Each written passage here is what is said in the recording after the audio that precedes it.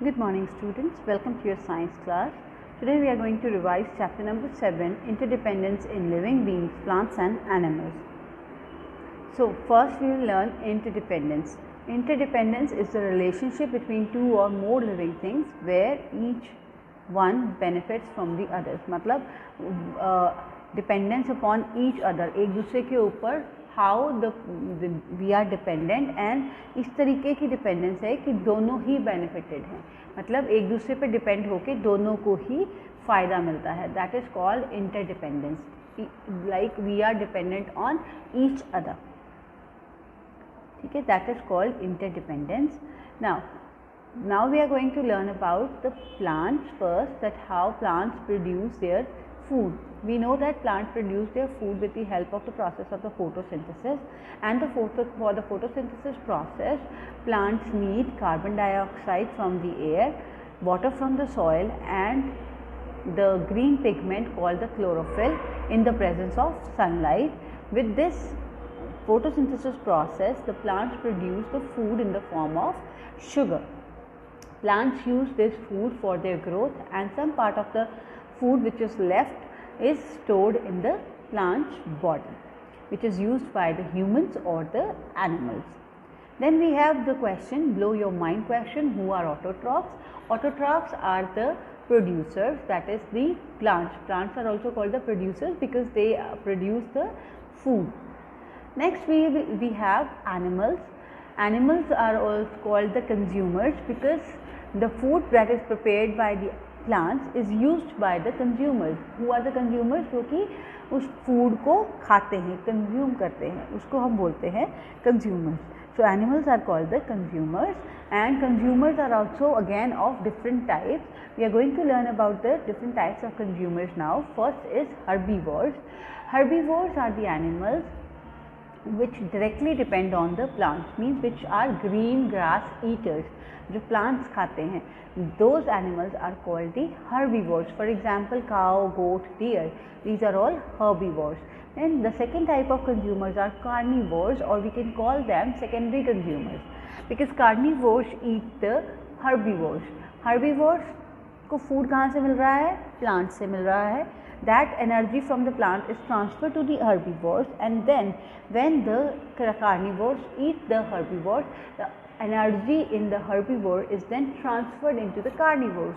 So carnivores are indirectly dependent on the plants. So, carnivores को भी energy starting कहाँ से हुई थी? प्लांट से हुई थी. तो carnivores को भी एनर्जी कहाँ से मिल रही है? प्लांट से ही मिल रही है. But they are secondary consumers because they are not directly eating the plants.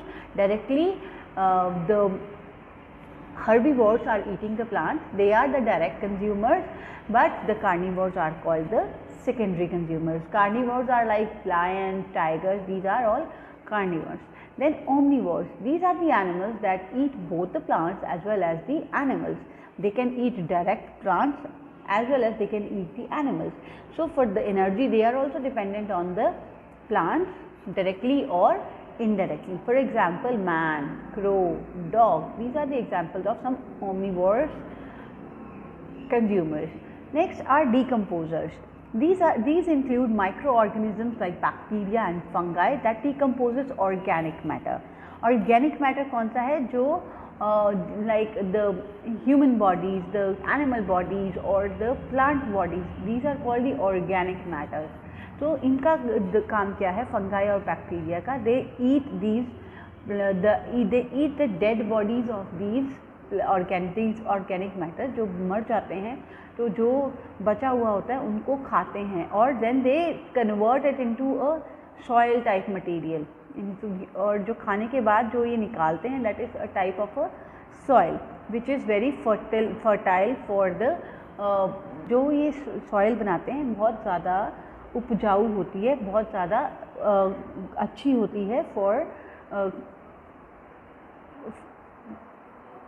बहुत ज़्यादा अच्छी होती है खेती के लिए.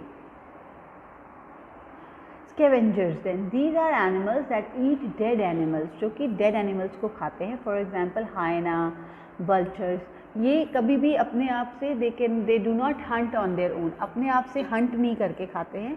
दे are eating the dead bodies, जो ऑलरेडी डेड है उन्हीं को खाते हैं. Now how animals are dependent on plants. Animals depend करते हैं प्लांट्स पे for the oxygen, because plants produce oxygen, so animals need that oxygen to breathe, and animals also depend on plants for the food directly or indirectly. Next is dependence of plants on animals. How plants are dependent on animals. See, animals breathe out the carbon dioxide which is required by the plants for the photosynthesis process. Only then they will be able to make their food.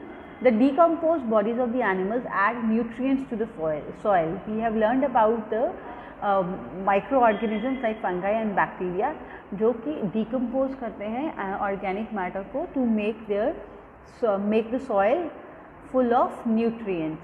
Animals help in seed dispersal also. Animals, seed dispersal means scatter करना, बिखेरना seeds को. So animals help in the dispersal of the seeds also.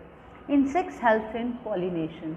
They also help in the process of pollination. Pollination is a process जिससे कि plants reproduce करते हैं. Plants can make new plants with the help of the process of the pollination, right? Then we have energy chain.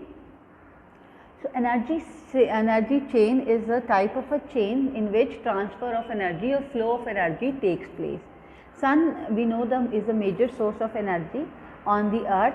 So the energy which is captured by the green plants using the sunlight during the process of photosynthesis flows into the animals. This causes a energy chain. Next we have a food chain. It is a type of a chain in which transfer of energy takes place from producers to the consumers, then to decomposers. Food chain and energy chain is almost same. Both are the same terms with different names. All food chains start with green plants. So सबसे पहले because the energy is trapped by the green plants. Green plant energy को trap करके they make their food. So all the energy chains are starting with the plants only. Plants are eaten by herbivores and they are called the primary consumers. Then carnivores indirectly use the food made by the plants when they eat herbivores. So they are called the secondary consumers. So when plants and animals die, they are broken down into simpler substances by the decomposers. So जब वो plants या animals मर जाते हैं, then the decomposers decompose their bodies.